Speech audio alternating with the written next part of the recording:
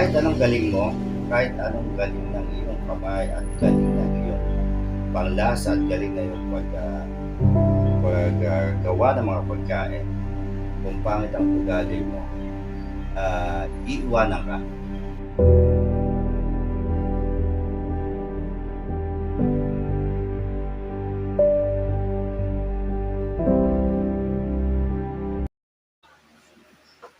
Good day everyone, I am Deris Riambon, a TBL Home Economics student from Luis Obia Senior High School, and I'll be leading our interview today about how our guest developed his interpersonal and intrapersonal skills in the workplace with the former chef, artist, pastry helper at New Orleans Marriott Hotel USA, May 2002 to September 2003.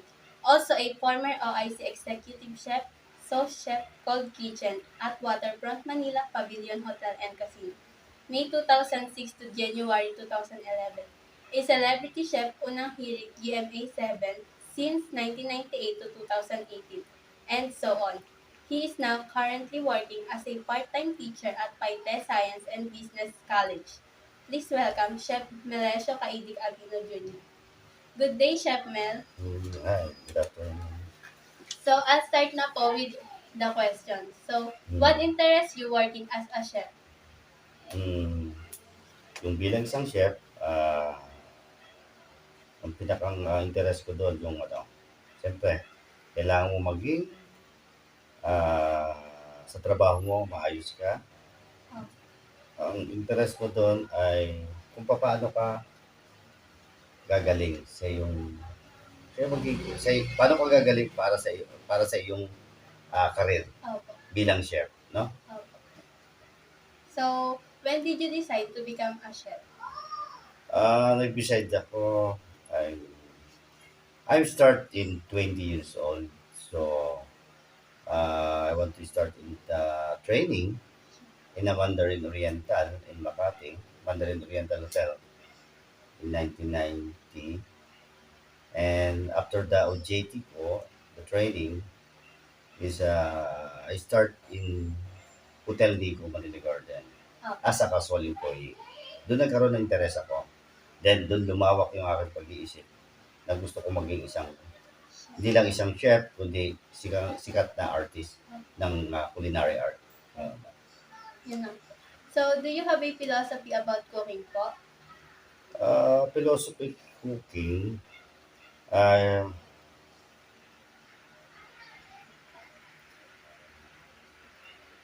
ang philosophy kasi ng cooking, hindi ako masyadong sa philosophy ng cooking. Usually kasi pagka ang ng pagkain, the name nagbabago. Iba-iba pa kasi pangalan ng mga ingredients. So like yung bell pepper, di ba? Isang okra and yung ibang mga herbs, no? So madami siyang mga herbs. Mag-iba-iba ang term ng pangalan. Pag nasa French ka, ibang pangalan. Pag nasa Swiss ka, ibang pangalan. So, yun yung yun ang nagiging sa akin yung philosophy ng Depende po. mm. Sige po. So, did you receive a formal training before you become a chef? Yes, bago ako nag-umpisa, nag-training muna ako. So, doon ako nahasa kung paano yung but yung paghahasa sa akin bilang artist, as a kitchen artist, hanggang doon yung art lang ako. Yung bang, yung ice carving, fruit and vegetable carving, and other art, no? So, But, yun ang naging hilig ko. Napunta ako sa kusina, opo. sa cold. Doon ako nag-start yung paano ba yung paggawa ng mga salad, appetizer. So, doon lumawak lalo yung pag-iisip ko kung paano ko siya magagawa ng mas maganda. So, can you tell us when did you start your formal training and where did you do or have it?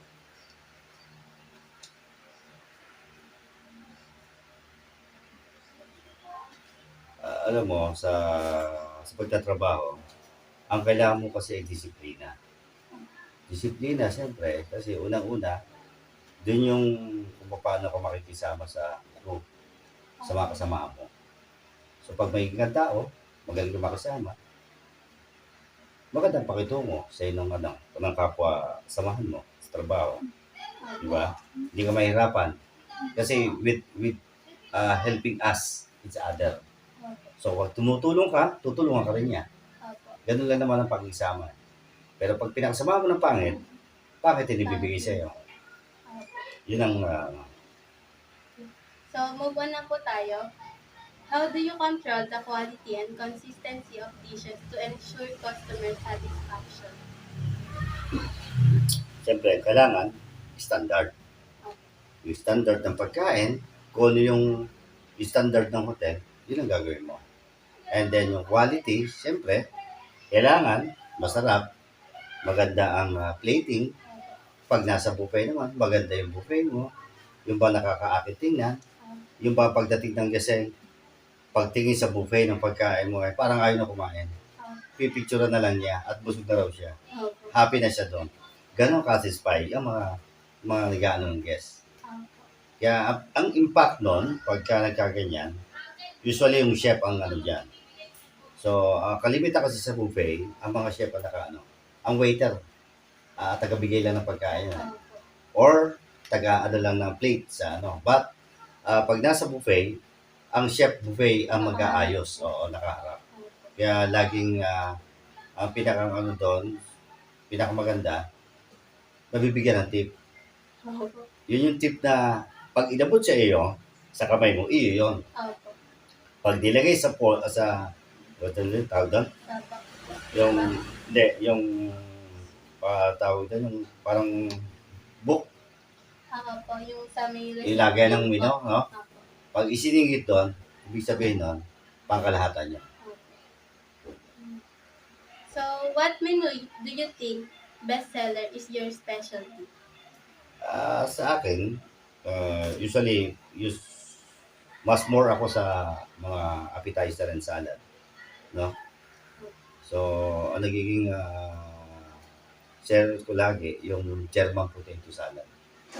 At saka yung aking tinatawag na Italian pasta with basil. Ayun. Yung laging seller na kainin ng mga guests. So, as a chef, what do you think is your personal signature dish? Sa akin, usually kasi ako, Western kasi ako. So, ang sa akin, maano ako sa mga healthy food. Yun ang aking healthy food talaga. Signature dish. Healthy food, not yung the main course. In the cold item. So, sa last question po, may I ask, do you have a advice or inspirational message to the people out there or senior high school TVL HE students like us that is also aspiring to become a chef? What is it? Okay. Alam nyo, may papayo ko sa mga katulad ninyo, yung mga HS and TVL, Home Economic student. First, attitude. No? Opo. Kahit anong galing mo, kahit anong galing ng iyong kamay at galing ng iyong panglasa at galing na yung paggawa ng mga pagkain, kung pangit ang ugali mo, hindi iiwanan ka. Opo. Kasi ang sa trabaho naman kasi, yung magiging matatag ka bilang chef, ang buhay mo kasi hindi lang sa iyo. Opo. Ang buhay mo ay nasa kasamahan mo. O ikaw yung supervisor, o ikaw yung head, o ikaw yung executive chef, ikaw yung sous chef, ikaw yung chef de partie as a supervisor. So, maalam ka makisama sa mga kabata, sa mga staff mo. Then yung staff naman, siyempre, kung kayo bago nag-uumpisa, from the kitchen helper, o OJT man kayo, so kailangan yung ugali nyo, maipakita nyo na maayos kayo. Kasi sasabi ko nga, lagi nga inuuna ko, is the best is attitude. No? Opo. Yan ang pinakangalo. Kahit saan ka pumunta, kahit saan kang mag-apply ng trabaho, napakabilis. Bakit?